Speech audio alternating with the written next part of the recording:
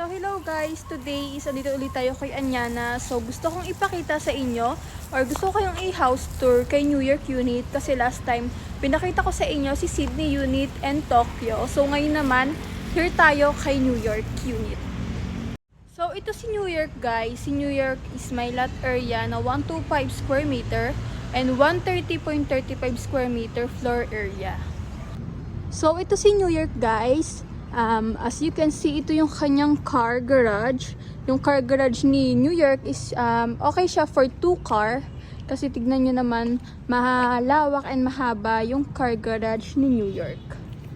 So tara, dito tayo. Napansin nyo naman guys, yung door ni New York is dito siya nakaharap. As you can see, hindi siya nakaharap sa highway. Nakatago siya dyan and meron pa tayong space dito for shoe rack. Pwede natin siyang gawing lagyanan ng mga shoes and chinelas. So ayan, welcome to New York House Unit. As you can see, si New York is sobrang lawak ng living area niya. Ayan. And dito yung kitchen niya. Pwede niya ditong lagyan ng dining area. And also, meron tayong 1 bedroom dito sa baba ni New York if ever meron tayong mother or lola na hindi na kayang umakyat sa taas. Pwede sila dito or kung meron tayong guest. And ito yung hagdan ni New York. As you can see, may space din tayo dito.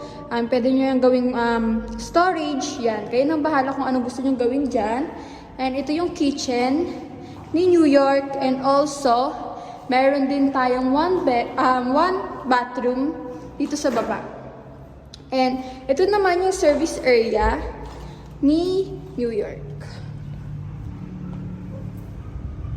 Sa service area ni New York, meron na tayong nakaabang na saksakan. Ayan, pwede natin itong gawing dirty kitchen. Ayan, pwede or pwede kayo dito magsampay. Ayan, diba? Para hindi siya pangit tignan if may sinampay tayo. So, ayan, tara. Samahan nyo akong umakyat sa taas. Dito ang ating New York Unit.